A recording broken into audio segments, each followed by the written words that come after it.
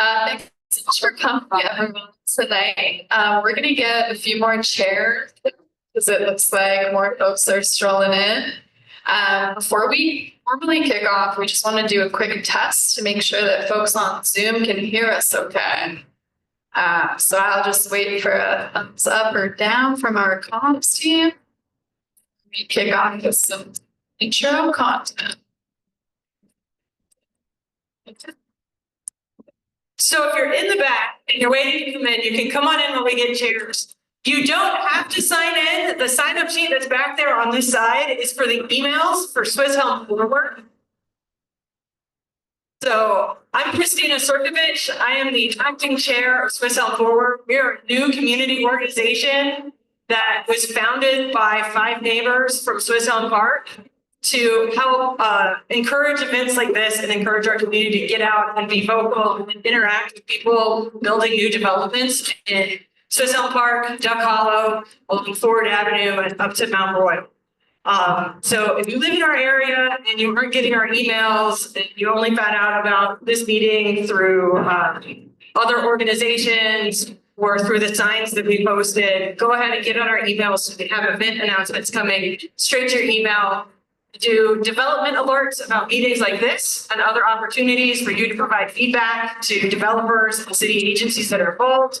We also do a monthly e-newsletter just about all the community events so you can find out what is happening at places like the community center or about the board game night that happens at the public park.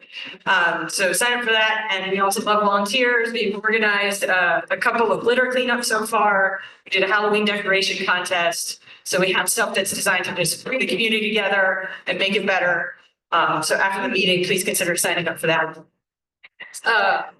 So tonight, we're all here to learn more about the remediation that's going to happen to the slags and ultimately the solar farm. We have Lily from the URA. We have Robert, who's one of the contractors who'll be in charge of the remediation construction. So consultant.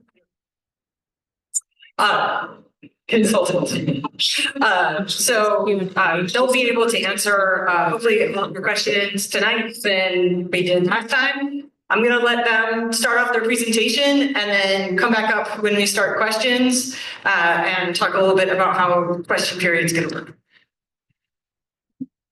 Great, thank you so much. So yeah, as Christina said, my name is Lily Friedman. I'm a senior manager of development projects at the URA, and I'm also the project manager for the Swisshelm Park remediation site. We'll pass it to Robert to give a quick intro. Good evening, everyone. My name is Robert Rubenstein.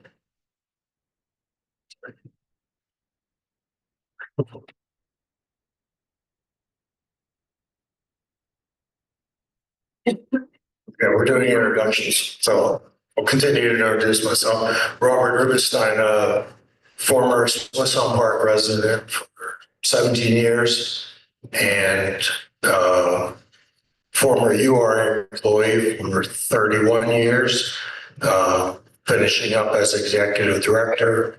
The last year and a half or so, I've been a consultant to the URA, this being one of my projects that's near and dear to my heart. His very favorite project, right, Rob? All right, I'll pass it to Jack. Hi, good evening, guys. My name is Jack Decker. I'm a civil engineer. I work also for the URA. I'm working specifically with Lily on managing the actual construction portion of this project, and happy to be here. Thanks for coming.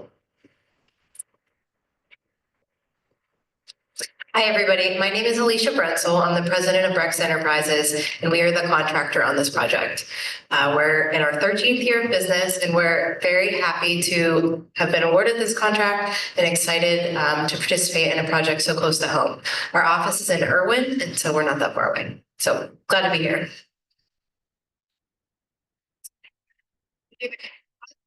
My name is Nazim Nejad. I'm the assistant director of engineering and architecture. I work with Jack and Lily. This project and all other projects that the URA has Hi. I'm Nolan Carl. I'm with QES. We're the construction manager, construction inspection on this project. So happy to be here and ready to start this project off. Thank you so much.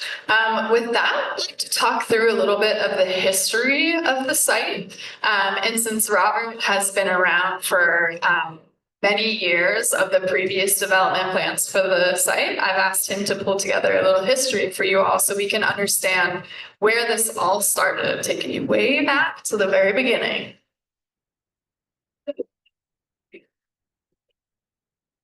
This one, can you hear me okay? Yeah. Yeah, I won't bore you to tears with all the history, but I think most people know it's a 238 acre total site. The former 9 Mile Run site was purchased by the Urban Redevelopment Authority in 1995. And we closed on the property in 96, issued a request for proposals and selected a developer, Somerset Land Development, to build what was to be a 3-phase housing development, but unfold over a 2 or 3 decade period, which kind of puts us to today, 3 decades. As part of the development, there was also, well, the city, the URA, the developer had to enter into what was called the Act 2 process for a residential site. Because it was a contaminated site, the state has a program called Act 2. And all you really need to know about Act 2 is if you follow all the steps that the state requires to clean the site, to characterize the site and clean the site, then the state releases everybody from liabilities of known contaminants. So banks will lend to a developer, developers will put equity into a deal, and the URA can convey properties and get them back on the tax rolls. So that's what the Act 2 process allows at the state. So as part of the Act 2 process, we enter into a legal agreement, which is called a consent order agreement. And the parties of that agreement are the city, the URA as the property owner, the state, Department of Environmental Protection, DEP, and the developer, which was because part of the remediation efforts were actually by developing. So if you cover the soil, prevent human access to the soil. So by building roads, alleys, yards, houses, you're actually doing the environmental remediation. So going back that 30 years, I remember as a resident, I was sitting down the hill at the Irish Center for a public meeting, and Eloise Hirsch, who was the city's planning director at the time, was showing slides of all these beautiful images of Stink Creek is going to look like this. The whole park, through Frick Park, will look like this. The housing, the slags will look like this. And they're showing all these fancy pictures. And I remember as a resident, I was also a UR employee, but a low-ranking one. I raised my hand and asked, what happens when you run out of money? Because everything you showed us is very expensive. And it's, I know raising public money is hard to do. Anyway, there was no answer. She kind of looked at me or muddled through some avoidance of an answer. But here we are. This is 30 years later, and we are at that point to answer the question that I asked. I'm going to answer that question. So we did run out of money. That's why phase 3 for residential, as many of you know, again, I'm repeating all this stuff. Someone knew, at least some background. So phase 3, which was to be on this end of the valley, this was on Park side of the valley, required significant infrastructure in addition to the remediation of the ground. after literally decades of trying to figure out how to do that, we all came to the conclusion that it was infeasible and just really couldn't be, it wasn't economically feasible. So that's when we kind of cut the relationship with the developer. Somerset is done at two phases, I mean. So the first two phases did deliver 513 housing units, which is pretty incredible, I guess, what that spins off. So the taxing bodies, the city, the county, and the school district, we all know the troubles that all three of those entities have. This new development, newer development, which was generating literally nothing in tax revenues, is now generating combined, I guess, with wage taxes, real estate taxes, and the occasional resales of houses on transfer tax, nearly $10 million a year to those taxing bodies. So it was that will go on in perpetuity. And if we were a functioning county, we would reassess properties and those numbers would go up and up and up as properties increase in value, but we're not quite there yet. But that's a whole different subject. So anyway, the other thing that came out of this, not only was the land required to be remediated, cleaned up, but the stream. And that was really a tremendous undertaking. And I think we all kind of lose sight of that as we go on with our lives. But longtime residents here know what that condition of that stream was. It's still not perfect. There's still raw sewage being dumped into that by neighboring municipalities, and heavy rains, you're getting the combined sewer overflow still occurring in the stream. But we literally had a stream where nothing lived except fecal matter and things of that sort. Whereas today there are up to 10 different species of fish. There are birds that have been unseen in literally half a century are returning because that food source is there. We know about the animals that are the habitat down there. We have a beaver. I've never seen it yet, but I've seen pictures. I'll take your word for it if you've seen it. But anyway, so really that was all part of the cleanup as well, that never would have happened without the impetus of the housing development. So housing development really was the private investment and the juice that kind of allowed all that other great stuff to happen. So that is, I think, everything I wanted to cover. This last thing with the houses too, one other thing that we like to remind people of, the housing that was built up there when, dating back now to, I guess, 2001, the first house was completed, first housing units were completed. They were done to a new process of energy efficiency that the developers went out and kind of tried to, really what's the cutting edge? How can we make these more efficient and less expensive and less strain on our energy? That ended up becoming the standard for the Green Building Alliance for Housing Development, and HUD, the U.S. Department of Housing and Urban Development, also adopted that standard. So it's kind of a neat thing that was really initiated right here in our neighborhood. So with that, I will pass it on to the next phase. Great. Thank you so much, Robert. That was fantastic. All right, so I'd like to build off of what Robert spoke about a little bit and talk about how we've come to from what we were planning, with the third phase of Somerset. For folks who can see the map pictured up here, you'll note that the Somerset phases that Robert was referring to are right across 9 Mile Run. So here's the stream bed right here, and we've got Somerset phases over here. And then this area is what Robert was referring to as phase 3. So this was always intended to be phase 3 of the Somerset development. I see folks nodding their heads, so it seems like you've been in these meetings for a long time. As Robert mentioned, there were some significant challenges with developing the third phase of the site. So one challenge that we're still, seeing today is access to the site. So initially there was intended to be an access road that came off Commercial through this property here. That would have bike lanes, it would be, very wide.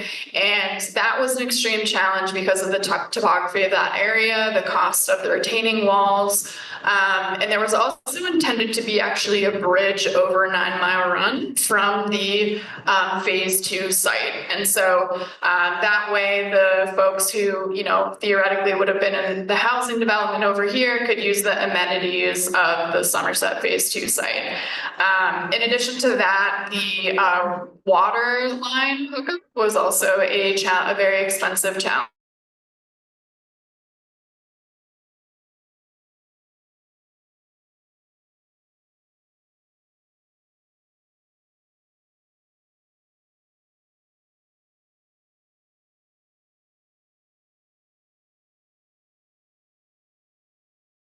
Kind of back to the drawing board. And I want to credit Nathan Clark, who was a former director of real estate and legal at the URA. Nathan came to me one day about 5 years ago and said, what if we do solar on this site? It would minimize traffic. It would really help the city of Pittsburgh with their sustainability goals. And it would, help be a part of the solution for one of the things that really holds Pittsburgh back compared to other cities, and that is our air quality.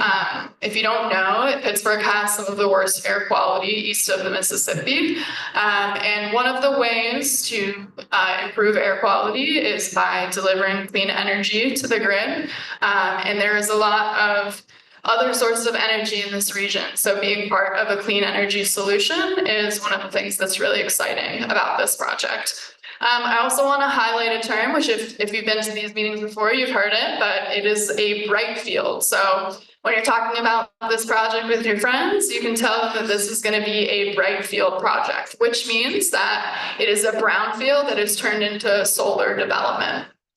This is really a niche, hot topic in sustainable development in this region because of our history of industrialization and the amount of brownfield sites that really hold our region back from redevelopment. So bright fields are seen as a solution because it is a lower standard of remediation to take it to that industrial level. And even though, if the URA wanted to, we could take it to that lower standard, do the bare minimum to put solar on this site.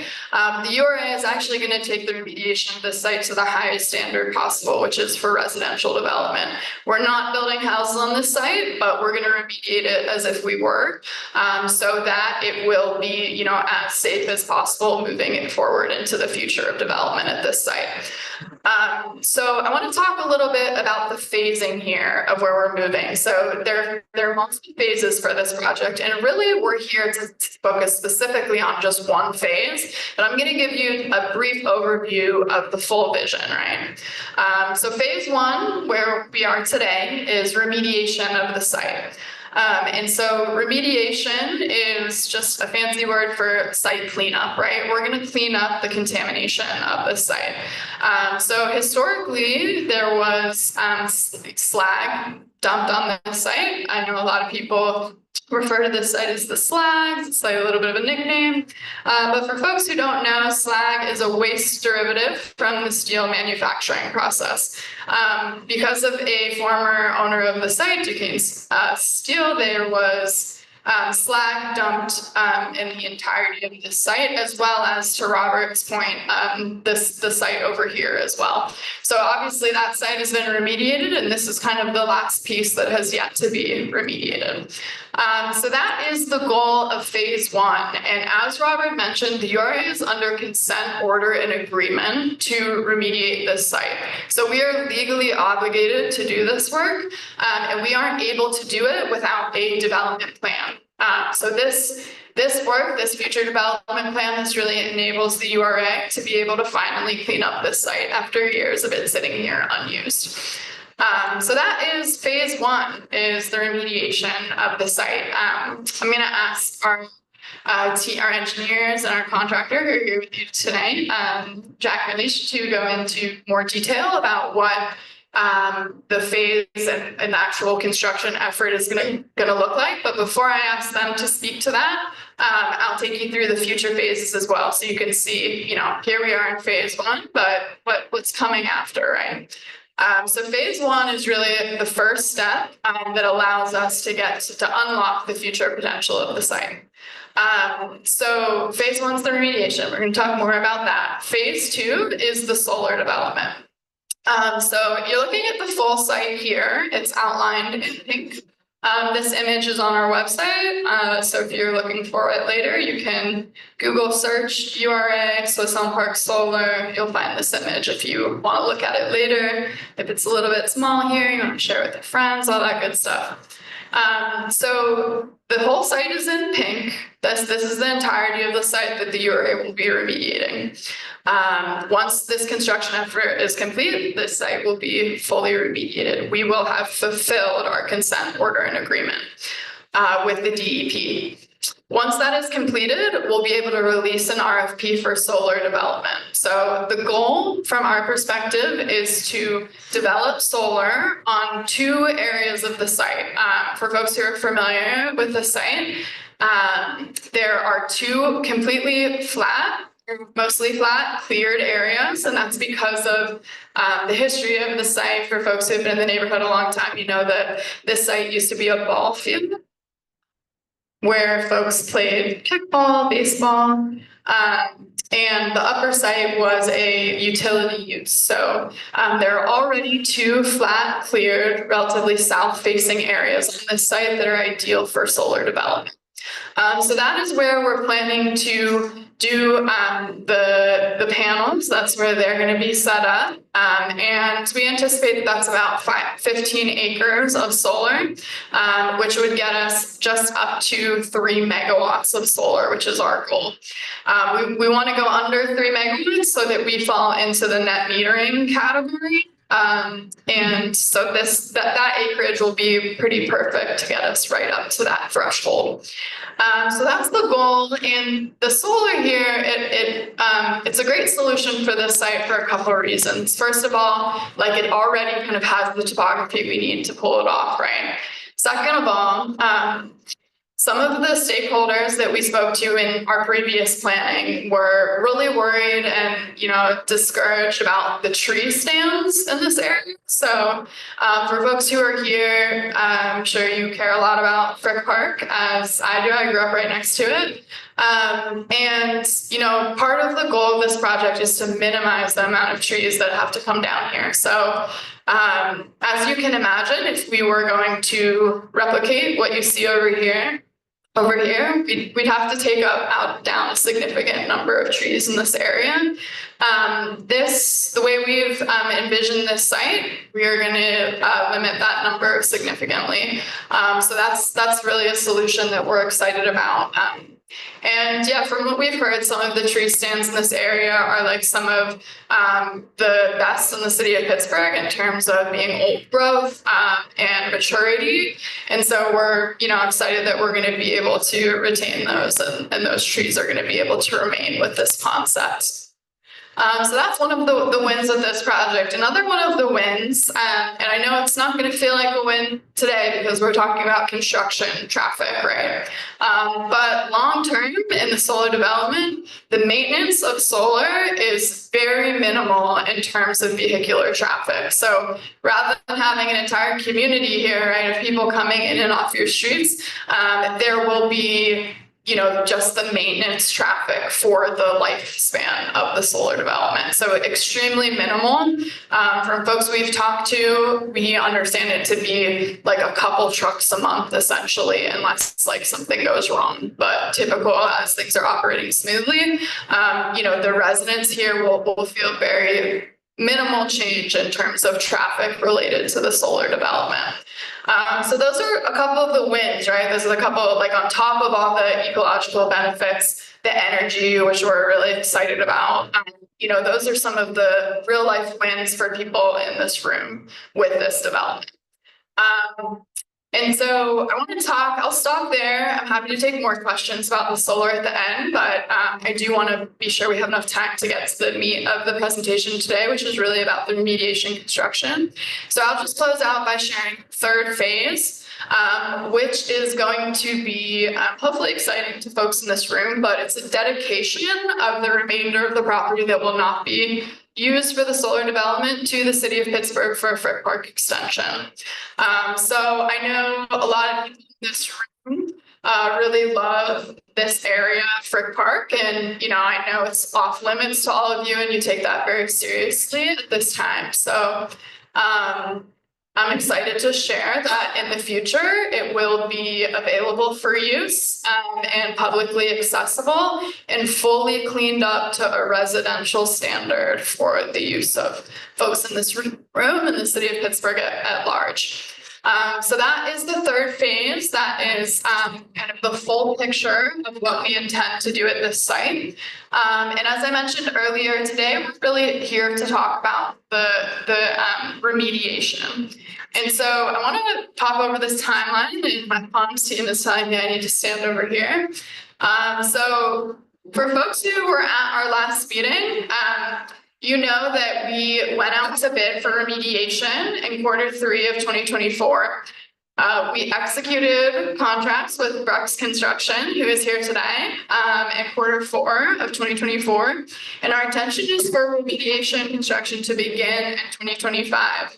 Q1. We are expecting at this time that we'll likely be able to offer notice to proceed. So construction will formally begin at the end of February or early March. At this time, we're waiting on a couple final permitting items that we expect to be wrapped up within a couple weeks here. So we're thrilled about that. But before I hand it over to Jack and Alicia, I also want to talk about the community engagement that we've done to date. So this is for folks who this is your first meeting, this is the first time you're here with us. That's why we kind of wanted to go through the history. We wanted to go through the phasing for you. But for folks who have been here along the way, you know that we had our first meeting about this in September of 2021. We had another community meeting a couple months later in November of 2021. These were all virtual. This was kind of like the height of the pandemic. And you're really getting a sense from me, like, what do you think of this change of concept? And people were generally really excited about it. At that meeting, that second meeting, November 2021, we did our first survey about the access roads that you guys are going to hear about tonight. After that, we did a number of informal meetings. So some of you in this room may have been a part of the community steering committee around this project. Before we had Swisshelm Forward, so actively engaged, we didn't have a community group in Swisshelm Park that we typically went to for the purposes of understanding community feedback around development projects. So we made one ourselves, and it was whoever wanted to be in it. And I see folks in this room who were actively engaged in that. We had a number of informal meetings, some more formal than others. We met at D's, we met at the Loft. We talked to mountain bikers. We had more formal meetings at Three Rivers Outdoors, which were really fun, and they were so supportive in setting up the space for us. And then we continued on with our remediation planning. In May 2023, our remediation plan was approved. We had another community meeting in October of 2023 to talk about an EPA grant that we were planning to apply for, that we were actually awarded, and we were really excited to be able to put that money towards the project to really close our financial gap and make this a reality. After that, we started our planning commission process. So we had a planning commission meeting in July 2024 and another community meeting in July of 2024. So that would have been the last time you all saw us here. In the summer, it was much hotter. We had fans lasting for folks who remember. We had another planning commission meeting in September of 2024, and this project went to city council chambers in November of 2024. So those have been all the opportunities for public comment that we've had around this project to date, which has brought us to the moment we are at today, which we've got our remediation contracts executed and we're ready for construction to begin. So at this point, I'm going to hand it over to Jack and Alicia to tell us a little bit about what we can expect, like what is the scope of this construction project, and kind of high level, what does the remediation look like? Thank you. Thanks, Lily and Robert. And unfortunately, I'm going to have to ask you to bear with me for a couple of moments while I continue to establish even further context for some of the things that I'm going to talk about next. But without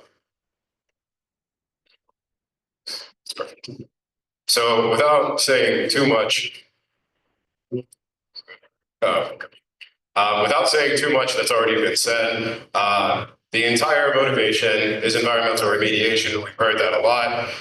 So what that kind of looks like procedurally is we, the URA being the we, hire a qualified design consultant to establish a remediation plan or proposals for a remediation plan, which they then take to the Pennsylvania Department of Environmental Protection. The DEP reviews those things and eventually comes to a consensus with the design consultant about what's the most appropriate way to address the problem. So exactly that thing has happened for this site. I'm sure many of you have already heard, but there were a couple of different remediation strategies, all of which involve some sort of cap, which is precisely what it sounds like. It's just covering it up, which is what we do with all of our problems. Because the solution to pollution is dilution. Which sounds funnier than it is because it's the truth. But so there was a couple of iterations of this design process. They all involve some sort of cap. Usually what that looks like in these cases, specifically on brownfields, is some combination of soil and sometimes concrete. I was not part of this process, but I'm sure they talked about it a lot. But through the design consultants, communications with the DEP, what they arrived at finally was a combination cap, which is just a fancy way of saying two different kinds of dirt. Very cool. But it consists of an 8-inch layer of fill soil, which is just a type of soil, and then a 4-inch layer of topsoil, which is then seeded with, in this case, for our project, specifically native meadow plantings, and helps that cap not establish but remain resilient, to whatever weather it's going to encounter in the future and any other, destabilizing factors. So that's, I think, all the context that we need to establish. Now we can actually talk about what's going to happen. So this is kind of hard to see. I really do apologize. It's hard to get a portion of a PDF to print this big and look this clear. So if you're more interested in it and you have further questions about it, feel free to come and talk to me afterwards or let me know and I can send you an image that you can actually see better. But this is just a geometrical representation of the picture that Lily showed you earlier. So there's two big colors on this. The big color in yellow is the portion of the site that's going to be capped. It's going to receive that 8 and then the 4 and then the vegetation. These red portions are the ones that are extremely steeply sloped. So it's just stuff that you can't get a truck on.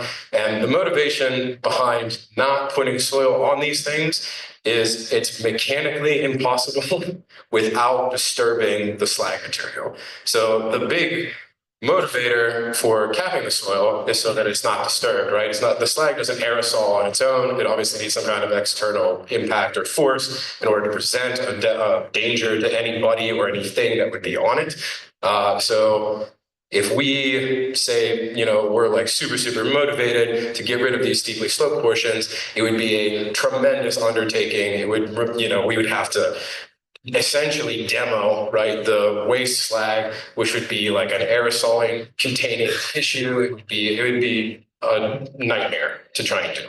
So The motivation is it's super steeply sloped. It's not easy to walk on, let alone, have any kind of serious traffic on. So it's going to stay. And all the other parts are more reasonable. We're going to cap them and it's going to be better and remediated. What's not shown here is the construction sequencing around this. So a really good question that we've gotten and that I had also prior to this meeting was what kind of limitations we would have on the amount of soil that we can place while being confident that it would stay there. So it's going to be done in a sequence of 2-acre increments. So we're going to cap, grade, compact, all that good stuff, and then seed mulch it, 2-acre sections, and move through it. And there's another plan that shows this if you really want to see it. I'll show it to you. It's very cool. It's got more lines and numbers on it, and super interesting. But yeah, that's how the sequencing is going to work. And then Lily talked a little bit before about what access to the site looks like. Swisshelm Park, small roads, Pittsburgh roads, not ideal, kind of stinks. Reality. So what's going to happen is we're going to have 2 existing road entrances into the site. One of them, I'm sure you guys know very well, which is not, I think, well labeled here, but it's at the end of Love Street, right? Which is where there's 2, I think, big telephone poles, and then there's some signage there already from us that says no trespassing or something. Those are going to be 2 points of entrance. So where we have one into like this kind of larger plateau, this flatter area up here, and everything that we can reach from there. And then down here off of Goodman, there's an existing utility road, access road there that I think Duquesne Light owns, perhaps, but they're okay with us using, so that's great. And we're going to use that to get to these bottom portions here. And then where it gets tricky is in this little bit right here, which is gnarly and kind of cut off by the topography from the rest of the site. So in order to support not only accessing the portions of the site that we have to get to, but also to try and alleviate some of that pressure out of Swisshelm Park from the truck traffic and kind of give like a more cyclical kind of opportunity for traffic flow in and out of the site to kind of expedite is not a word, I'm sorry, expedite, there it is, to kind of expedite that process. 9-mile run trail. We're gonna use it. And it's gonna kind of stink, but what's gonna happen is off of Commercial Street, we're going to come up a 9-mile run trail. I also apologize, this site plan also does not show this, but again, I have another one, happy to show it to you. But we're gonna come up Commercial Street and onto 9-mile run, and then we're gonna build a nice little access road here that's gonna let us get into some of these tighter portions and access the otherwise inaccessible parts of the site. This is gonna be kind of a 2-part thing. First of all is the trail is obviously not intended for heavy truck traffic. Totally fair. So part of that is we're going to mechanically stabilize the trail, reinforce it, and support it for truck traffic operations. We're going to maintain that throughout the entire project. Once the project is finished, our current intentions are to restore it completely to pre-existing conditions. It may be that we might even end up making it better, but who's to say? It'll be at least as good as it was. And then this portion here that we're going to build kind of up into the site. Right now, our plan is also to just return that to pre-existing conditions, include the cap on that, do the same thing that we're doing on the rest of the site that we are capping on that portion. So 3 points of entry, Love Street, Goodman Street, 9-mile run trail access. That's the big picture. Really, truthfully, other than that, the construction's fairly uncomplicated. It really just consists of bringing dirt, putting the dirt down, smoothing the dirt out, making sure it's compacted, doing it over and over again until we're done. Pretty good deal as far as environmental remediation is concerned, if yes. And then the only other thing I'll specifically mention is that, like Lily said, the intent was to minimize the amount of tree cover that we remove during this process, because nobody wants to kill more trees than you have to. But we have, again, different picture. happy to show it to you. But we have a landscaping plan that will give a 1-to-1 caliper replacement for all of the trees that we remove as part of the project. We're not super sure where City Forestry is going to team up with us to put those. For right now, we have them kind of plotted around these edges of the remediation cap area, and they seem to fit there really well and give us good, exposure for any future solar development. As of now, seems like a good place, but I am not a forester. I did used to cut trees, but I have not planted a lot. But yeah, I think that pretty well represents the major points that I wanted to cover as far as construction sequencing and what you can expect to see. And again, if there are more pictures, more graphics that would make something more clear, if there's something, that you're just chewing on, just let me or Lily know and we can show you for sure. And thanks for your time for coming out. Yeah.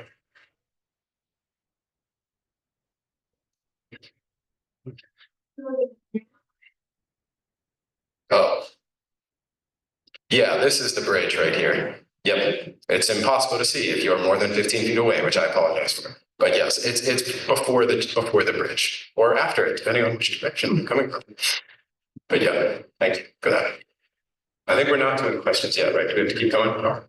Thanks. Thank you, Jack.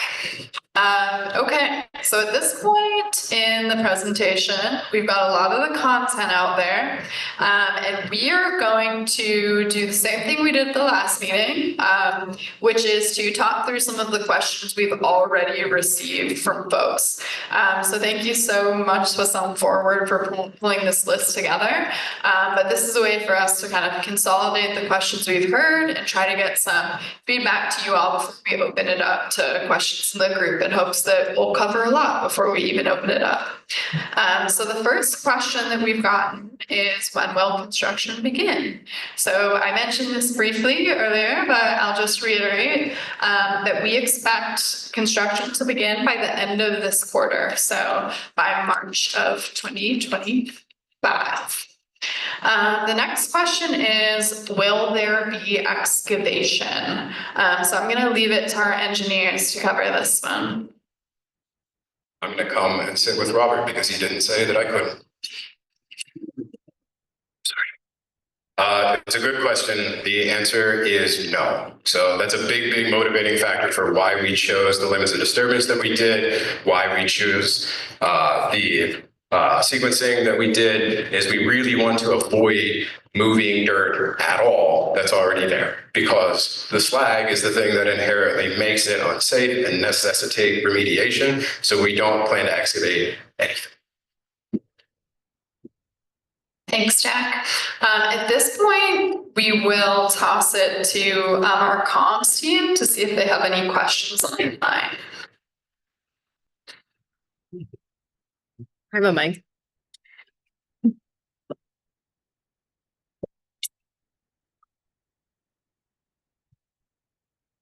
What are the contaminants that need to be remediated? Good. Well, sorry, that's more sensitive than I thought it was. My bad. It's a good question. Most of it is heavy metals. I think, Lily, what are the big ones? Thallium, a little bit of arsenic. It's a really good question. Please reach out to me directly so I can read it instead of trying to come up with a list. Robert might have it. We might come back. It's mostly heavy metals. There's some VOCs as well. So yeah, those are the main contaminants. All right, jumping back to my list here. So it says, in the last meeting, you told us approximately how many trucks would be coming through the neighborhood. Can you please tell us more about the type of trucks and exactly how big they will be? Are these going to be like the standard dump trucks that they use for the bridge replacement? And so we've gotten some feedback from Alicia on this. I know we've got, yes, they will be standard size triaxle trucks, like they're using for the bridge replacement. I don't know if there's anything else you'd like to add there. Based on our production for this project, we anticipate about 60 loads a day. So that's 60 trips there and back delivering the dirt. going back to what is the contamination, the heavy metals present in the slag is arsenic, iron, sorry, manganese, thallium, and vanadium. Great, thanks, Rob. All right, we'll take one more from our list before heading back to comms. What are you doing to protect people, cars, and property along the truck routes? So I'll send this one back to Alicia in a moment, but so far we've got some kind of pre-answers from her team, and we know that drivers will be aware of the routes in and out of the site, and there will be spotters stationed on the haul routes to make sure trucks are not causing problems when traveling in and out of the site. Alongside of this question were a couple other questions. Say, what will the reporting process for damage be? Who is going to have a burden of proof? So this person asked specifically, if a rock breaks my windshield, what am I going to have to do? Should I be planning to take pictures? And so I think what I want to share is that the URA requires that our contractors are appropriately insured in the event these types of damages happen. So it's built into our contract that our contractors are prepared to manage these issues. It will be working with your insurance company and our contractor, so Alicia and her team at Brex. If you are having issues past that, the URA is here. We support this project. I can always be a contact to you, but that will be your first line of questioning. So in terms of what proof will be needed, I would recommend reaching out to your insurance company ahead of time to understand what they would need to see. Okay. And then Alicia, I don't know if you wanted to share. I will say from a safety perspective, I hope that situation never happens. So I'm sorry that somebody even had to ask that. We start every day on our sites with a safety meeting. Community safety and community impact is one of our core values, and making sure that's upheld on all the projects we do as well. So I want to say that won't happen, but we can control what we can control. And so our drivers will be driving the laws, they will be following the signs, we will have spotters out there. And so everything that was mentioned, also good loading practices in the trucks to make sure trucks aren't overloaded is absolutely key. Great, thank you so much. Dana, do we have any other questions back there? All right, let's bring it back. We want to ensure that our folks online are engaged here as well. The next one's more about the solar development portion. Who is benefiting from the energy produced? Who earns the money and in what form? Sure, thank you. So this question is a little bit early in our process for developing the solar, but since we've got an image for it, I'm just going to toss this around as we talk about it. Okay, so there are a couple of different routes we can go with the solar development. I think I'll speak to what the URA hopes to see, which is, as I mentioned, a net metering approach. So net metering is the same system that you would enter into if you were to develop solar panels on your rooftop and then use that energy at your house. So what would happen in that case is you would put those panels up, you would use as much as you could at your house, and then whatever was left over would go back to the local grid and would go into the pool that Duquesne Light users can opt into, which would say that they are using kind of clean energy to power their house. And so that's kind of generally high level how net metering works in the city of Pittsburgh. And so this would be similar to that, except for a larger scale. So we would theoretically, work with the development team, which would include an offtake taker. And so when I use the word off taker, you can think of the home that's using the energy, right? But at a larger scale. So that off taker, we hope would use as much as possible as this up to 3 megawatts that we intend to develop on the 2 pads. And then whatever they couldn't use, use would go back to the site. That off-taker has to be within a 2-mile radius of the outline of the parcel where the solar is being developed. So here's kind of the outline parcel here, so it would have to be 2 miles from that outline parcel. And so that one user would use as much as they could, and then the rest of the energy would go back to the grid and be in a pool that anyone in this room could elect to buy into for their solar power. I wish I could tell you today that anyone in the neighborhood could buy in and use our solar energy that we're developing. I want to just take a moment to share that there is currently legislation. It is community solar legislation. I would encourage folks who are interested in that to check it out and be sure that you're contacting your elected representatives to suggest that this is something that you'd like to see in the state of Pennsylvania. Other states have community solar legislation passed. New York, there are a number of other states that have successfully implemented community solar. Pennsylvania is a little bit behind in that way. And, I personally am pretty discouraged that we're not at a point where it's further along so that we could offer that to the folks in this room. But until that legislation passes, we, can't offer it directly to anyone in this room or someone close to the power. So what we're suggesting with the net metering approach is kind of the best possible alternative from our perspective. So yeah, that's a little bit about the future phases of the solar. All right, back to our list here. So this question we answered a little bit already, but I'm just going to share the answer again. So the question is, there's going to be clean fill and then planting on top. Are you going to fill the whole area and then plant, or will you fill smaller areas and cover them as you go? The person who asked this said, if you fill the whole area first, won't quite a bit of the initial fill run off down the hill and clog the stream? What are you doing to prevent that? So a 2-part answer here. We'll be working in 2-acre sections, as Jack mentioned, to be sure to stabilize and seed that prior to moving to the next area. And that will prevent hopefully some of the erosion that this person was asking about. In addition, erosion control measures will be installed in order to prevent runoff to the stream. Anything else you want to add? I'll just say in terms of, our systems and our processes, you always want to check erosion control for weather, big time weather, rainfalls. And so our teams actively check that daily.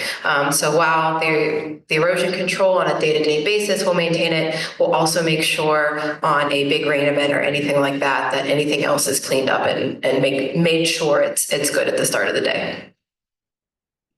Great, thank you. I'm going to do one more question here and then we'll come back to you, Comms. So this question is, why do you have to use the trail for the trucks? Which is one that I've been getting all day today in my email. And I know it's one that, you all are really concerned about and thinking about a lot. The person who wrote this specifically was worried about the damage to the trail itself, which, as Jack mentioned, we're preparing for truck traffic to be on this trail by widening it, which will, prevent some of the damage. And as Alicia mentioned, it'll be back in the form that, it is today, if not better. We were actually on a call today with Friends of the Riverfront, and they were telling us that, ways that they think we could improve actually how the trail is today in ways that kind of fit with the original designs. And so they actually have plans that they're going to send us in terms of the material that's there. And so, yeah, all that to say that, we hope it'll be in even better shape afterward. So, that addresses the damage a little bit. Let me just speak to the why we have to use it, which Jack touched on a little bit. I'm just going to explore a little bit more. So we've got the 2 paths to the site, right? There's the upper pad and the lower pad. I know none of you guys are traversing the site at all, so you have no idea of the topography that's happening here. But in between the two pads, there's some, small lines on this drawing, which shows the topographical change. So it's extremely steep, essentially, is what I'm getting at. And to be able to develop a road in between those two paths, we would have to not only take down a number of trees, so tree cover would be affected, but we would also have to manage that steep slope by cutting into the slag, which would be an issue with our remediation plan with the Department of Environmental Protection. So for that reason, that wasn't approved in our plans. We're not able to cut into the slag. We don't want to cut into the slag because that's how we know it is of most hazard to folks' health. We're trying to protect people who are going to be on the site in the future, but also our construction workers and people who live by the site now. Our goal is to do everything we can to minimize any potential hazard, and part of that is not cutting into the slope that goes between the two paths. For that reason, we only have two options, right? We've got the Love Street option. So Goodman's off the table to get to this lower pad because we don't have a clear access route between. So then we've got two options, right? Like, I think a lot of people in the audience are like, okay, Love Street is a great option. We've got emails from people who live on Love Street that say, please use our street instead of the trail. We understand, the trail is such a valuable asset to folks. We know how beautiful that trail is. Love Street, we're open to using it. It's on our list as a construction access point. We are very worried about some of the turns it would take for these larger construction vehicles to be able to make the turns onto Love Street to deliver the soil to this pad. Depending on the size of the truck, it might be possible. If it is, we're willing to consider it, but at this point, we don't think it's going to be. And so for that reason, we need the 9 mile run trail to support these lower pad areas. So I've gotten a lot of comments that are like, have you looked into the data of how many people use the trail versus how many people would be affected if we went down the streets? And it's kind of like, it's missing the point a little bit from my perspective, because this isn't an analysis of like which stakeholder, like it's not a binary of which stakeholder group should be affected by this. It's really about like the real characteristics of the site and the access route, the dimensions of the access roads, the turning radius for the vehicles that are determining our access routes here, right? Like we know everyone is going to be affected by this, whether you are, live on Love Street, Goodman, or whether you're an active user. We know people are going to be affected by this, but it isn't an either or scenario here, and it's not going to be. So I want folks to understand that it's not about like a qualitative analysis of which user group should be more or less effective. It's really about like, this is the site we're working with, and we have to develop it with the site that we have. Okay, so I think that covers that question. I'll head back to comms now.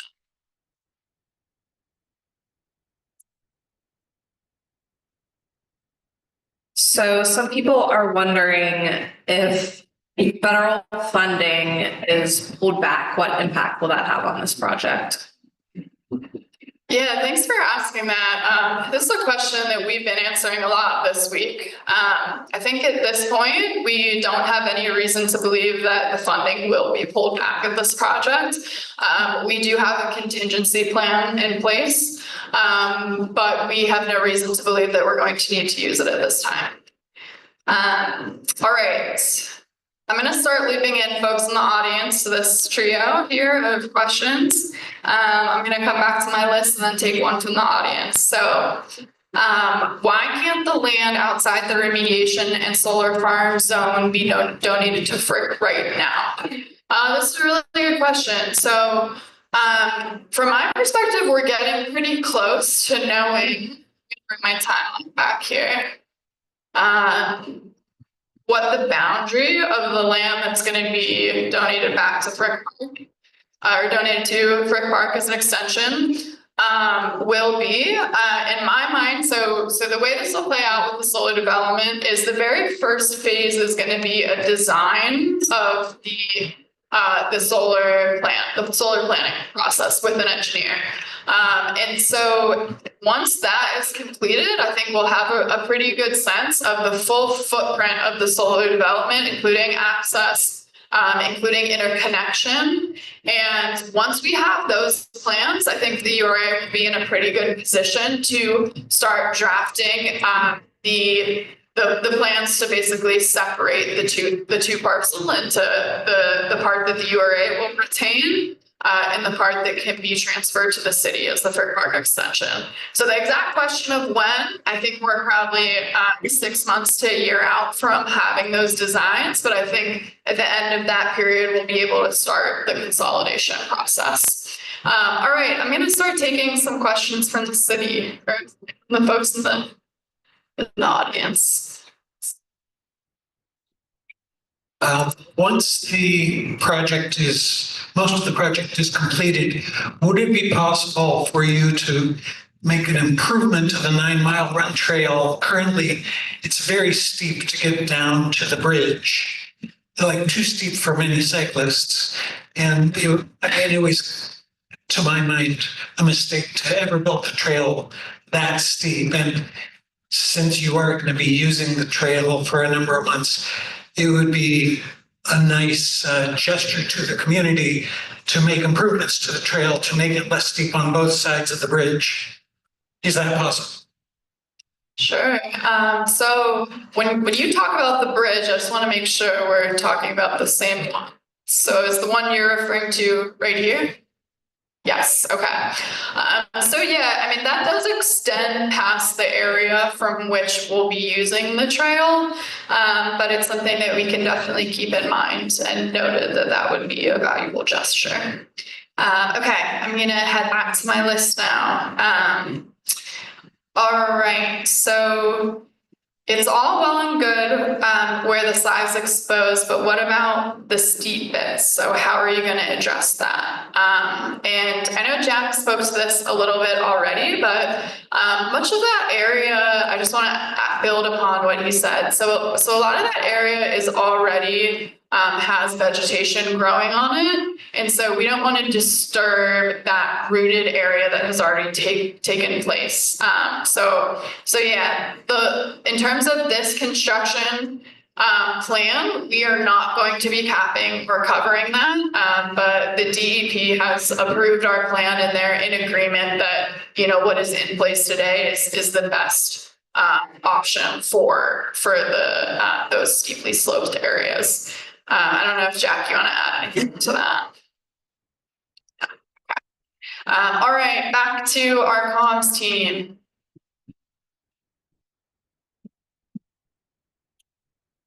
This is a 3-part question.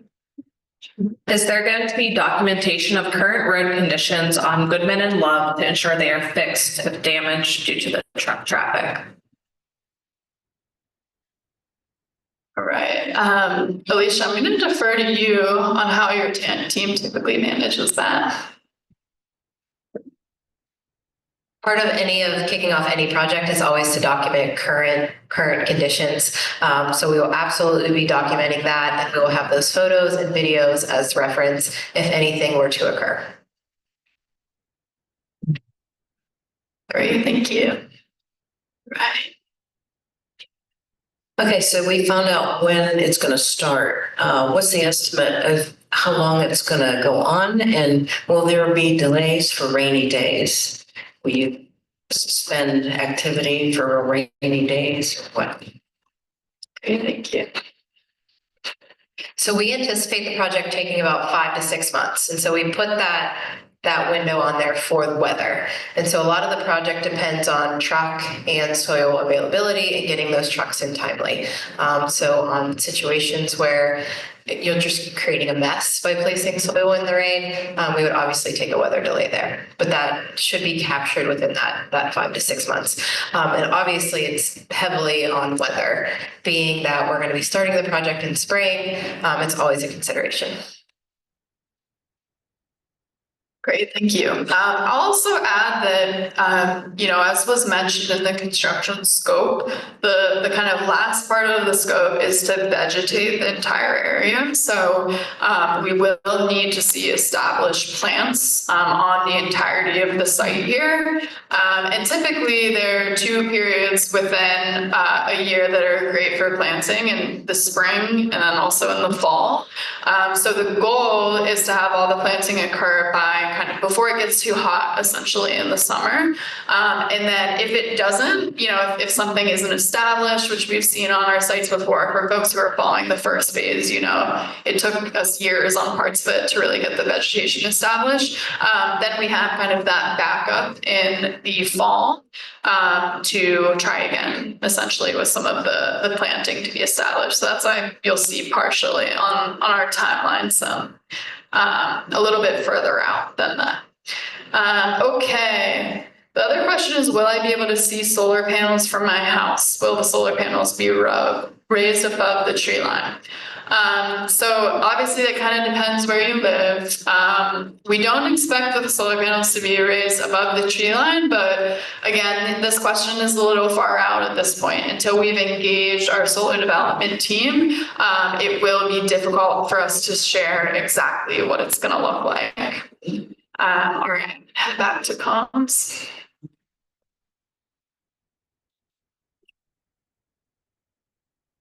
When will the remediation work be happening? On the weekends, Monday through Friday? Okay, thank you. I hand this one back to our construction team. I don't think we nailed down actual hours yet. Jack, do you remember if there's actual operating hours in the contract? I'll have to look that up. But typically it will be Monday through Friday. This work. We very rarely work weekends unless there's a huge deadline to push. Great, thank you. All right, let's take someone from this side of the room. We'll start in the back this time.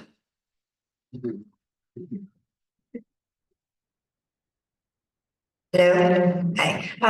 Actually, following up and dovetailing off the work related to the remediation, the trail closer, when it's not being construction, can you open the trail for use? If you're widening it anyways, have you thought about widening it an extra 2 feet so runners or cyclists could continue along for an extra 2 feet? I mean, it's not a lot of trail use that it takes to just walk along, and that's a major bike thoroughfare to get to the Hazelwood Greenway and to commute through right now. And do you have detours planned if you don't? Great, thank you. This is another question we've been getting a lot, so I'm really glad you asked. We've been in conversation, actually, I had a meeting today about this, so we're definitely talking about it, I want you to know. Extending the trail so that folks can use the trail simultaneously as the truck traffic is not possible. So it's a safety hazard, we can't allow for that. We are going to be studying opportunities for intermittent use. So one of the recommendations that we've been getting is from our partners with DOMI, DPW. We've been in conversation with Pittsburgh and Friends of the Riverfront to understand their best practices.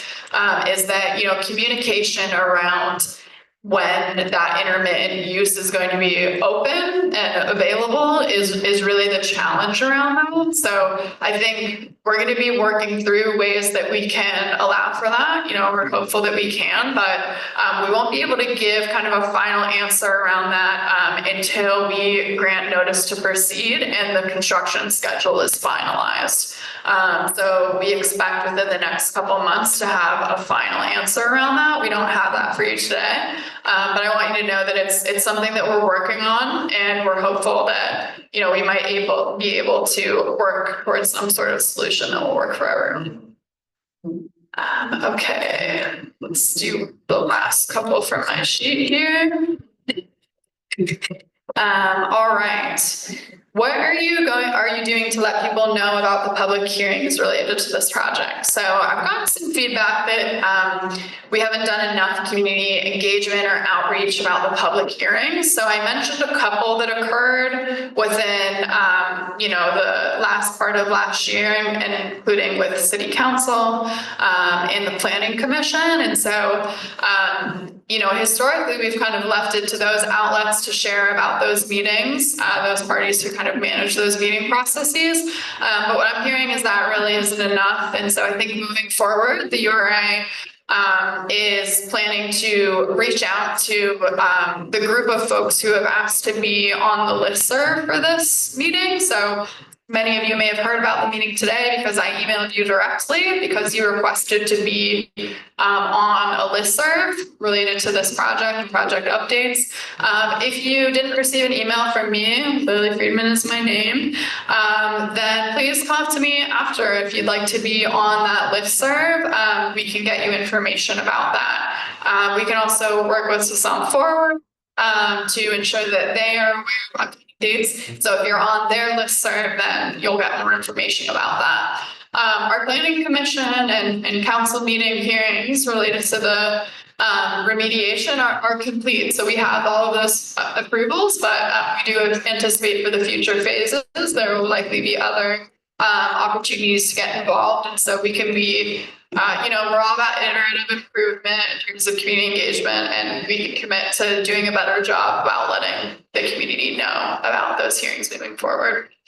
All right, I'm going to send it back to comms.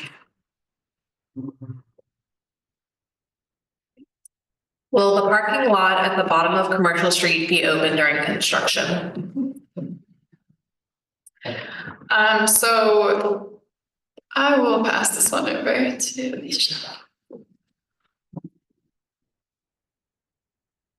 I don't know that question right now, so I'll have to go back to my team and figure that out, and then we can get you the answers on that. Jack, do you have any insight?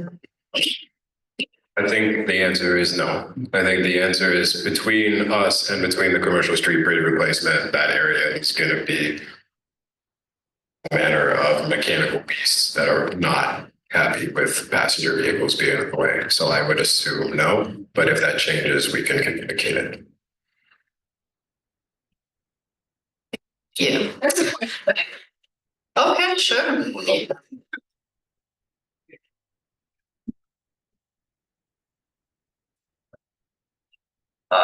Robert, I don't know if you were there years ago when we had the URA sign paperwork to make sure they didn't take any trees down from Love Street to on to the end of Onondaga. They weren't supposed to touch those trees. Okay, and that's part of, and I hope when she mentioned that was part of that situation. Okay, my other question is this: you mentioned that the URA bought that property. Did they buy that property, and what did they pay for it? Oh yeah, because it's my understanding that you didn't pay anything. I'm trying to find out.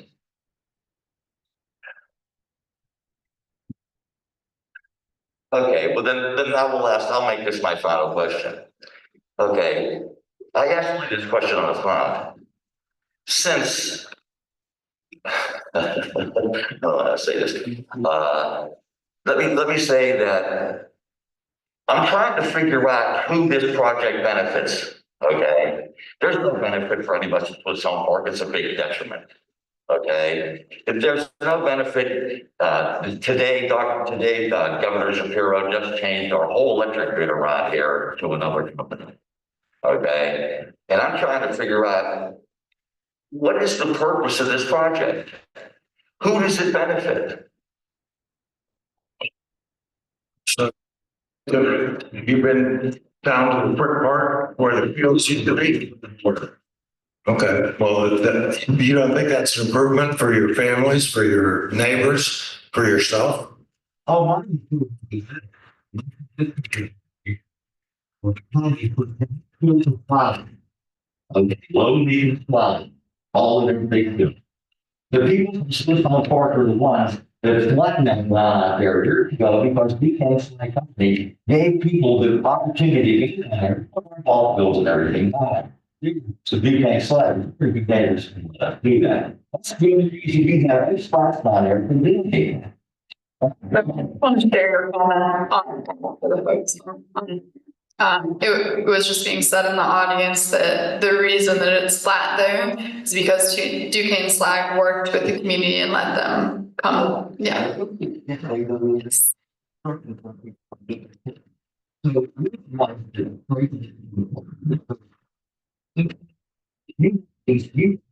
You're doing less than $101 from my house. You can move that away from the end of our street, all of our street side, Libby, Love, and there's Love out there. All those streets, you can back that up a little bit, so you're not waiting back. So the question was, is there any way we could back up where the remediation and eventual solar development is so that it's not right up against the residential streets? Well, the remediation is dictated by the state, what's acceptable to the state to clean up or prevent human access to contaminated soil. So that's setting that boundary. No, there's no latitude in that. Where, I'm sorry? The state saw the studies from the site and the area was defined, which is where the contamination exists. If you can see from one of the maps we're going to show, it's not in all the area, because on this, fortunately, on the Swisshelm Park side of the valley, there was some undisturbed land where slag was not dumped. And then those areas were not remediated because there's nothing to remediate there.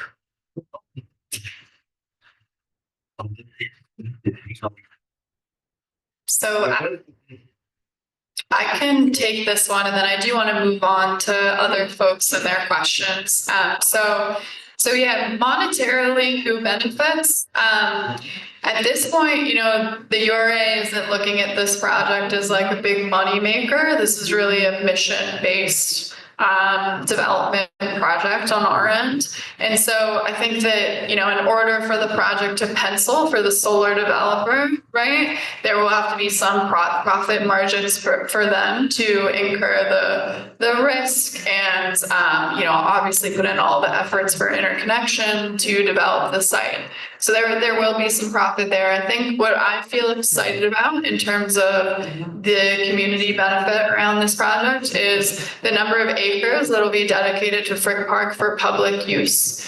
So today, folks are,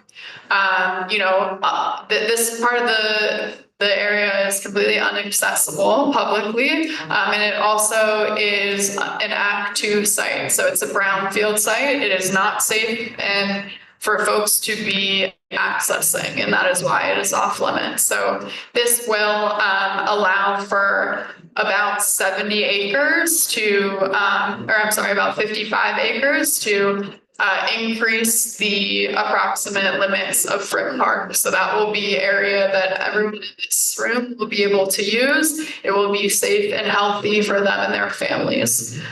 So to me, that is the biggest benefit of this project. But depending on, your outlook, a lot of folks think that the solar energy, the clean energy in our grid is something that really should be celebrated in terms of Pittsburgh meeting their sustainability goals. So I think there are a number of different ways you can look at the project. I think another benefit ecologically that I'll share is right now the slag that is exposed is really difficult for plants to grow on. For folks who know what it looks like, it's like a rocky black substance, and it's really difficult for plants to establish roots within it. So right now on top of the slag, you do see some plants growing, but there are a lot of weed trees. That's a lot of non-native trees. We're really excited to be able to introduce in that vegetative cover native plantings to the entirety of the capped and covered site that will be vegetated. We're excited. Robert spoke a little bit to kind of the hierarchy within our ecosystem in terms of what restoring the stream did for birds and larger animals. I'm personally excited to see what just planting native species in that acreage does for the biodiversity of this site as a whole. So yeah, I think those are a couple of the benefits, but depending on who you are, there's so much more. All right, I'll head back to comms.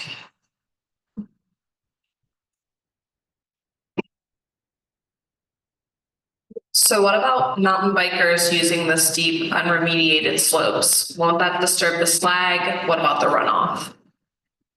I'm gonna hand this one to our engineer.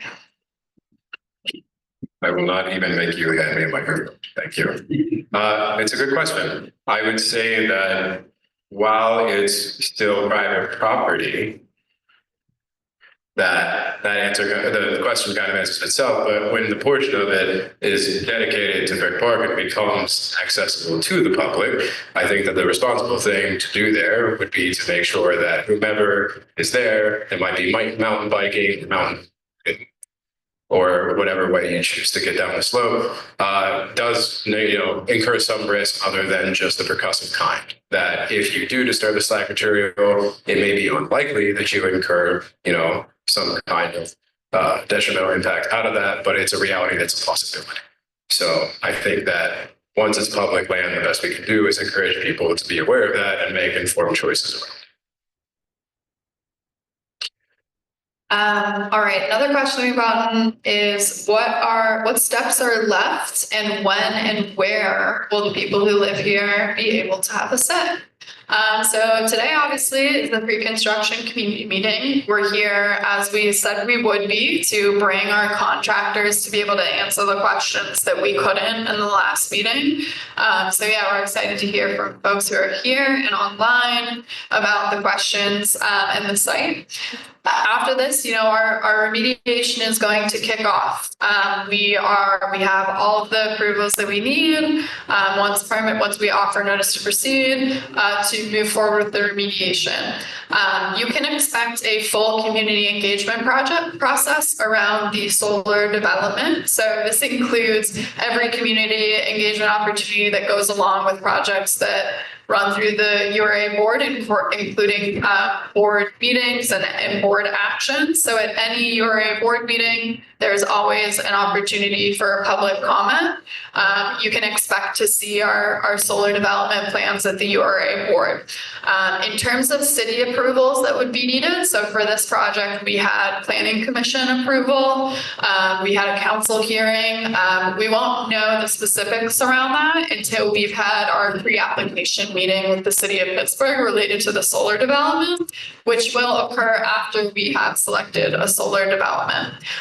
So all of those are opportunities to share your public comment formally in public meeting spaces. But please know that I am available, Jack is available. We're here to answer your questions all along the way of this process. And I've got lots of cards with me here tonight. So if you don't have my contact info already, let me give you one, and please feel free to, I'm always happy to have a dialogue with you around this project, as I have already with many of the folks in the room. So you can always share a comment with me as well in between those more public opportunities. Yeah, the previous meeting, there was a lot more discussion of, I'll call it a traffic plan. You know what your 3 points of access are, that hasn't changed. But is it going to be one way at each of those points? Is it going to be bi-directional traffic at those points? Because, I can see a nice circle going through the neighborhood where trucks will go one way instead of meeting each other in our narrow streets. That was one question I'm going to sneak into. I'd like to know if there's environmental monitoring. Thank you. Right, I guess that's over to you. I don't have the answer for what that plan looks like yet, but know that the thought of efficiency and making sure we're not impacting the roads is absolutely going to go into that. So before construction kicks off, there will be that traffic plan. And we have a whole team on our side who manages our fleet and mobilizing that out, knowing city limitations as well. Please feel free to reach back out to me. I can give you my contact info, and we can be sure to get that over to you once available. And so the first part, what was the second part of your question? Sorry, with environment. Okay, so is that the same thing? Environmental monitoring plan?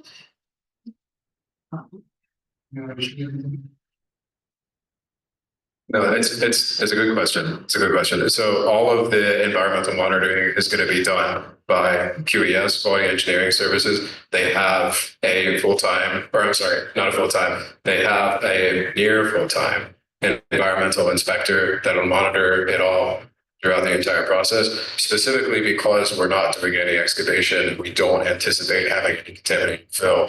We don't expect to have like consistent monitoring of any material coming out of the site. For the portions of the material that we do have coming out of the site, namely like the trees, right? Trees and shrub, whatever, scrubbing, that would be monitored. But because nothing else is being taken out of it, we don't anticipate like, you know, a consistent monitoring of the soil on site. It's a good question. But no is the answer. Sorry. Didn't mean to obfuscate that. My brain is just slow, I promise. Thank you, Jack. All right, the last question we've got on our list here is, can we see and comment on your requests for proposals before you post them to make sure our concerns are being addressed at the earliest possible stage? So the URA cannot post RFQs, requests for qualifications publicly, because it gives folks like an unfair advantage in responding. We typically have articulated boundaries for when an RFP will be open and when it will be closed, which gives folks the same opportunity to review the information and respond. So it's a fairness thing. It's a legal procedure. That being said, we do often work with our local community groups to share drafts of the RFP before they go out. So Swisshelm Forward, I believe, has just submitted their formal application last night. So congratulations to folks who were part of that effort. And so I imagine, I don't want to speak for the city's timeline on getting that approval, but I imagine that by the time we're ready to release the solar development RFP, we will be in a position to work with Swisshelm Forward to review that. So as your kind of neighborhood representative, I would recommend that your concerns are either shared with Swisshelm Forward as a review party or the URA directly, so that we can be sure to incorporate your feedback in our draft of the RFP. But no, we will not be able to share it publicly ahead of releasing it. All right, back to comms.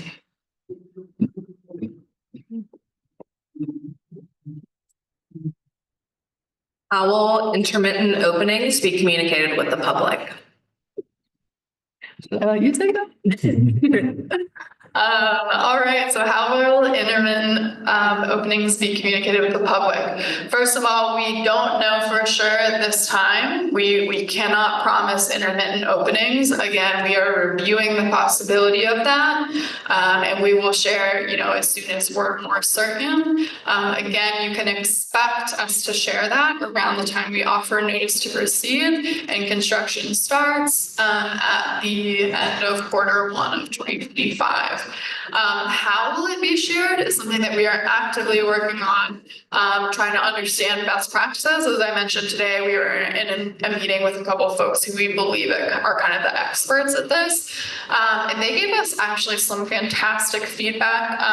One of, I think, the most interesting things that I noted from the conversation that I wouldn't have thought of ahead of time is just that, we need to have posts about detour routes and or just at a minimum signs of closure, not just at kind of the trail edges, right? So like not just over here and then kind of over here, but also, for example, on Browns Hill Road, like at the top of the hill, so that before folks like go all the way down the hill then find out the trail is closed, then they have to come all the way back up the hill and then readjust their route. So just some forward thinking about like, you know, how is this going to affect people the most? How can we cut off like where folks would go to access the trailhead early and kind of often so that folks have the opportunity to see the signs and redirect themselves if they haven't seen any of our formal announcements. The URA plans to use all our regular channels for a formal kind of press release around this topic. Once our final decision is made and we have more information, that will be sent through all of the usual URA channels. We expect to use our social media.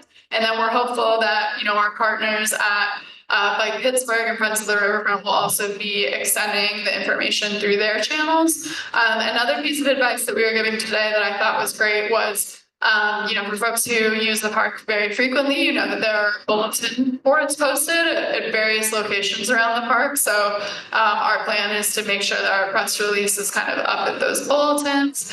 And so, yeah, those are some of the solutions that we've been given in terms of best ways to get the word out. But we would love to hear from you. Like you all are such great resources for sharing information.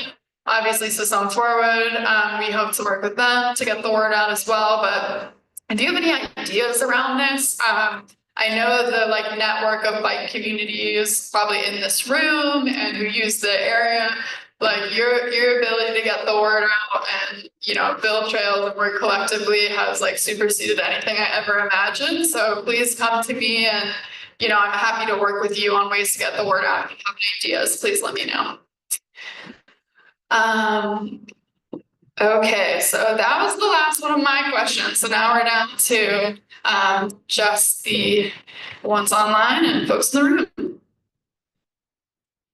And so we talked a lot about the 9 Mile Run Trail, but there are a lot of other trails around the site and that are used by like dozens of people every day for hiking, running, or mountain biking, naturalists, or a lot of different ones. And it's not really clear right now, like where the park stops and where the private property starts. And depending on where you enter the site, you really know where you are. So I'm just wondering, like, there are many miles of trails that myself and other residents and, you know, people come from all around to use these trails. And some of them are official and some of them are not, but they all have names and, you know, people use them all the time.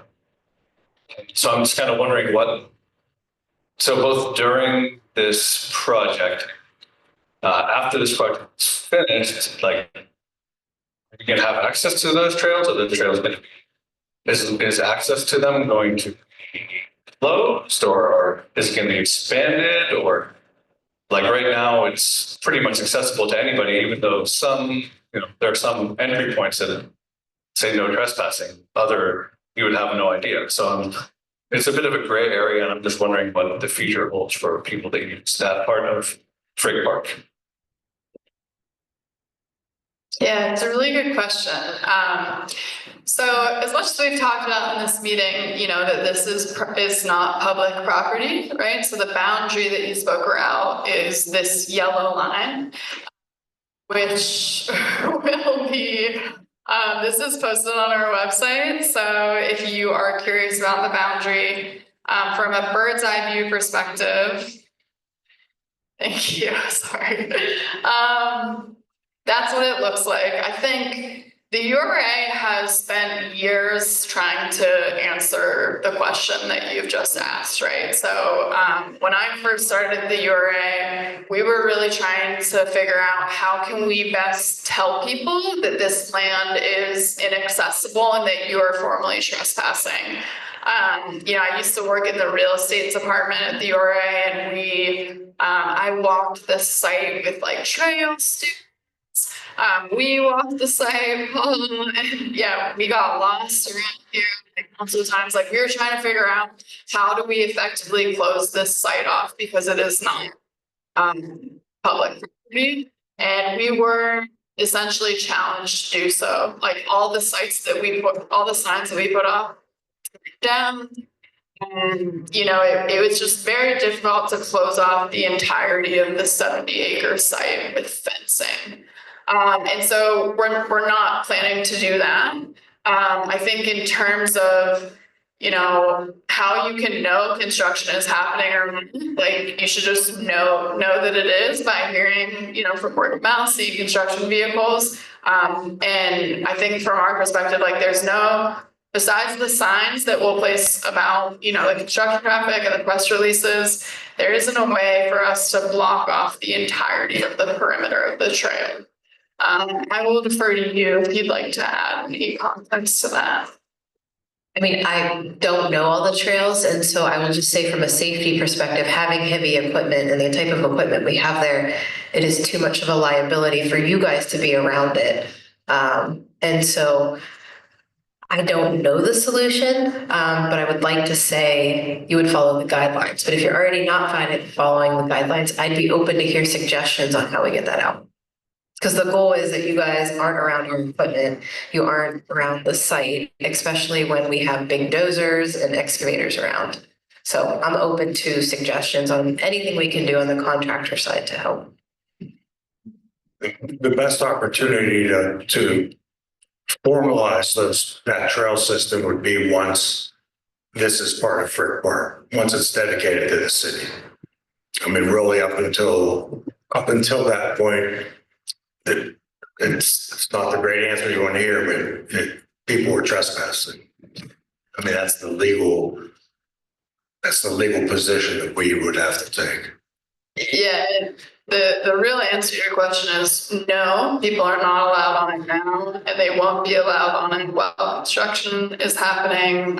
It's illegal for people to be trespassing. I think in terms of managing, the real situation and that people are, again, like we'd love to work with folks who have solutions, but it's, our formal answer is, no, you're not allowed to be on the site.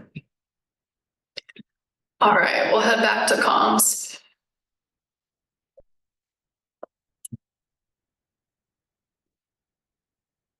I think you sort of already answered this, Lily, but I just want to confirm for those online, will there be a map of where the access road will be online? Yeah, I think, so there are 3 access roads. We have this map online currently, but I think it's a fair point that I'm not sure we have the access routes starred on the map. So we can definitely do that now. And then, as I said earlier, like we plan to have a more formal press release around the trail closure. And that information will also be posted on the website once it becomes available. All right, back to the public questions.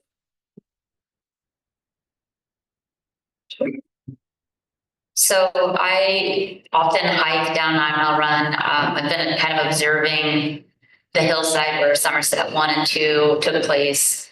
And there's an incredible amount of native and invasive plants, some of which are disturbing the soil in excess of 8 inches depth. And my concerns are with the new development that they're not doing the same thing. So my question, I'm not sure if it's you or you, but are there new criteria to establish the definition of native plants, and preferably not just meadow, something long-term? Yes. Excellent. What is it? It is, so yeah, city forestry in particular establishes those guidelines and obligated to follow them. So and I apologize again for the limited number of pictures showed you, but the landscaping plan construction sequence that we have, our design consultant has been through city forestry, particularly the type of vegetation establishment that you're talking about.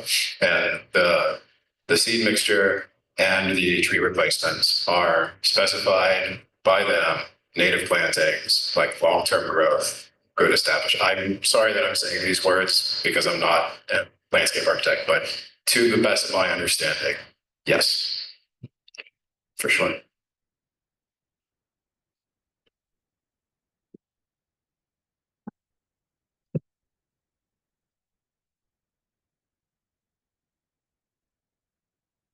So I'm serving as a commissioner at Shade Tree Commission. So yeah, we followed, all the basically restrictions that we have for native trees, and also we have a big list of native trees, and just follow that. Yeah, it has been reviewed several times. I'd also say, if you have any advice from your experience, like reviewing what has been successful and what has not, feel free to send us photos. Like if some are doing better than others in the specific like slag areas, like it's the same slag that's over there as it is on our site. So yeah, we'd love to have that engagement with you all. The expertise in the room, like you guys probably know this park a lot better than most people working for the city. So please feel free to share your expertise with us. We really appreciate that as we are moving forward in this process.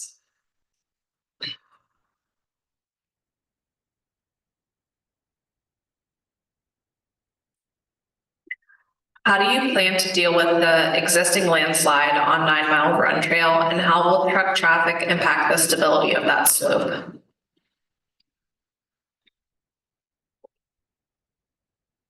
Didn't know there was an active landslide on 9 Mile Run Trail. That's interesting. Sorry, I don't spend as much time as other folks in this park. A cliff. I know the cliff, I think. Is there a landslide on it right now? How is it new? Did it? So it's not active at this exact moment. But it keeps coming down. I would imagine that's probably to be slag. Oh, is it shale? Oh, I see. Okay. That's a good question. It's definitely not something I was aware of before this. But insofar as I can answer the trail stabilization question, we have a structural detail for how we plan to stabilize the trail. It includes a little bit of widening, so just make it big enough and accessible for the traffic we're trying to push up there. And it's a little bit strengthened too. Also, something that I didn't mention that I'd be remiss to not mention for everybody that knows this trail better than I do, is I'm sure you're aware there's a culvert right at the very base of it where truck traffic is also intended to go over. That hasn't been analyzed yet to see if it needs shoring, but it's part of our scope. So it's not something I'm forgetting. I just forgot to mention it because it's late again on a big. Okay, thanks. I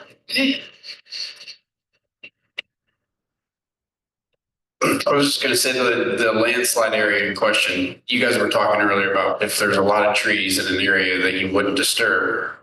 The landslide in question is heavily forested. So you wouldn't cap an area like that. You're not going to bulldoze a bunch of trees and put several feet of dirt to slide back up the line because it's heavily forested, I would assume. Yeah. Yeah. Yes. Good logic. For me. What is the dust control for when the fill is spread?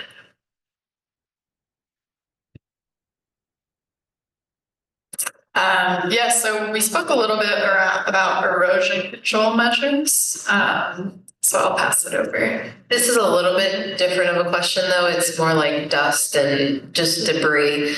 I would have to go back and I'll refer to Jack because I'm just the business owner, so I'll say that. The scope is managed by our estimator, but I don't believe there was any dust control measures added to the soil or anything.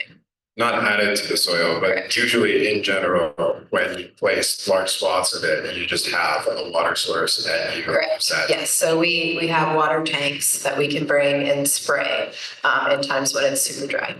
Wetting method is probably what you know it as, if you've heard of it before. Great, thanks. All right.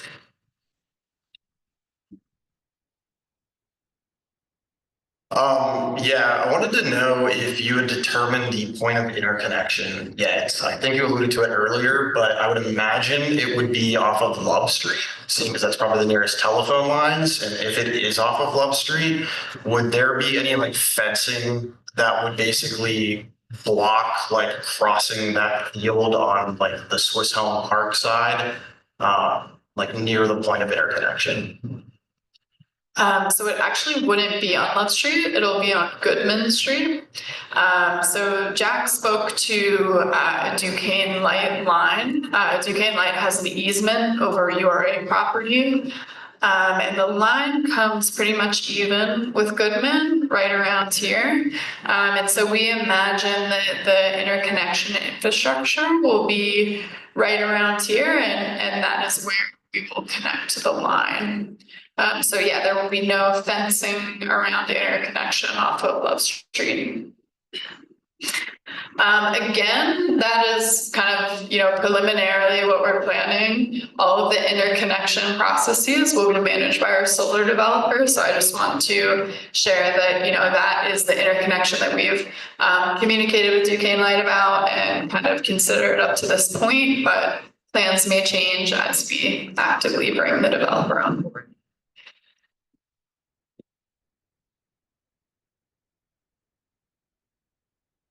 Apologies if this is a repetitive question. Will the 9 Mile Run Trail be open from the bridge down to Duck Hollow? So assuming that the bridge is the one that we talked about down here, then the answer is yes. So, the 9 Mile Run Trail will be closed from here up to commercial. Okay. Oh. You were saying that once this is done, the property is going to be turned over to the city of Pittsburgh as connection for the park. My esteemed colleague in the back, I'll call her out if I'm just thinking that the city probably doesn't have a whole lot of money to develop the area. Is there a chance that prior to that, the developer, whoever's chosen for the solar farm as part of the contract, that they would reach out to, I'm sure, various folks in the room are concerned about the illegal trails, the road trails, and plus the actual 9 Mile Run Trail that are developed properly before it's turned over to the city? The URA has done some very thorough contingency planning around our budget for this site. We have, our budget is fully funded for this project, and we have planned for unexpected changes. Should we go through the entire life of this project and there is funding available, it is a question that we are willing to ask. We can't promise anything at this time. I know whenever we talk about overages for this project, I do mention the trails and bring up that down the line there may be a need for maintenance funding around that.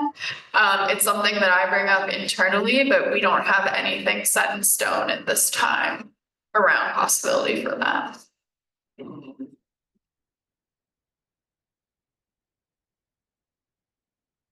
So there's property directly behind the community center here. Is that considered or is that included in the land that might be given to the city? It's east of Commercial and south of Parkway. So Commercial south of the Well, mistaken, directly behind is privately owned property.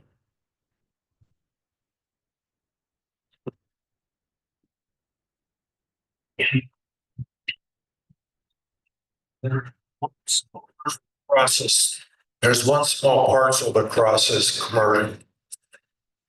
It's not a separate parcel, but it's part of that is shown on here. We don't have a good property map here. But there is the site that is part of the 9 Mile Run site does cross Commercial.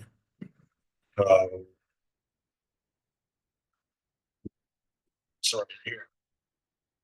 But it doesn't come all the way up to here. That's privately owned vehicles. So the answer is no. If it is privately owned, it will not be transferred to the city. Yeah.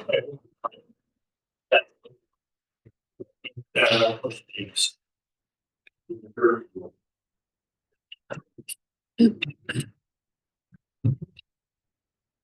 do you prevent erosion on the steep untreated slopes? Otherwise, will slag residue contaminate the new dirt?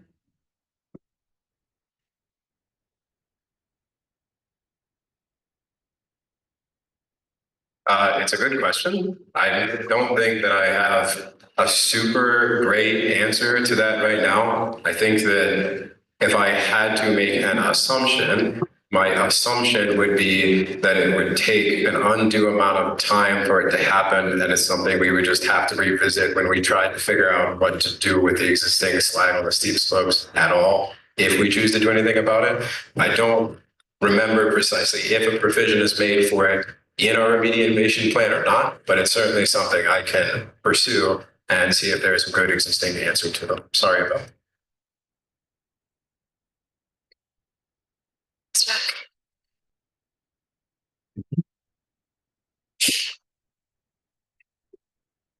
I live on Woodman Street and I'm a little concerned. Has anybody actually gone down our street to see how narrow it is and that the cars that are parked on the street?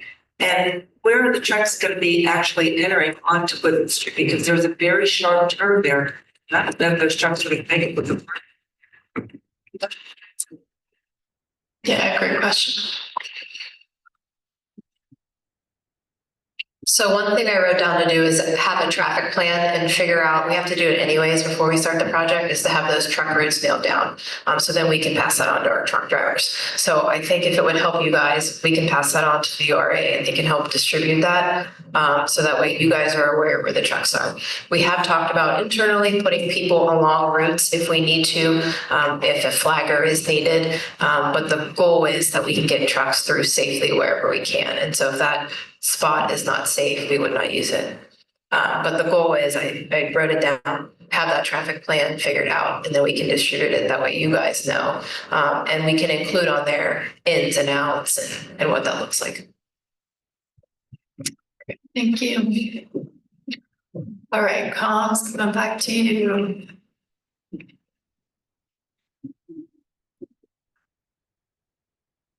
What are some of the direct impacts to residents and how is air quality actually impacted in the Mon Valley through installing solar? So yeah, direct impacts to residents. I talked a little bit about community solar legislation and how, because we don't have that in Pennsylvania passed, we're not able to offer the solar directly to the residents of Swisshelm Park. That being said, we think that everyone will benefit from improved air quality by generating energy with cleaner sources. And so that is how, we anticipate folks will be affected most physically. Also, as I described, any energy that goes above and beyond the amount that the eventual off-taker would use would go directly back to the grid to be a part of the pool of clean energy, which folks could elect to use for their energy source with Duquesne Light. All right, back to the room. Any other questions? Okay.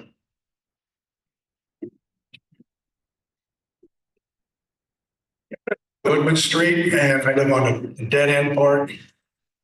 When you're finished with the project, is it going to be closed again for vehicle traffic, only for bikes and walkers, like it is now?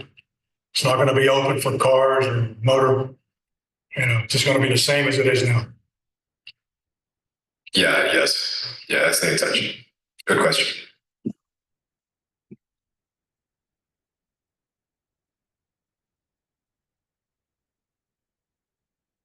So I think we actually covered most of the online questions, or you indirectly answered some of them. It does appear that people would like to have access to some sort of map around access points, what parts of the trails or other parts of the site will be available for public use. So just reiterating that we'll have that available. Fantastic. Thank you so much, Dana, for all your getting those online questions out to us. As a reminder, folks, you can always join online as well. We're happy to have you here, but we will get to your questions online as well. Where is the fill soil coming from and will it be fertilized?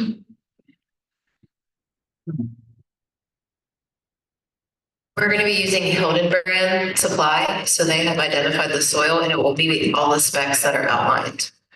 So I can't say or not if it's fertilized, but it will meet the specs outlined. I can't imagine it wouldn't be. Fill soil, I think in specific will not. The topsoil that includes fertilizers. Good question. When the solar project is completed, where will fences be? Yeah, that's a great question. So the short answer is we won't know until we've engaged the solar developer for sure. Typically in solar development projects, the fences are around the panels and the interconnection infrastructure.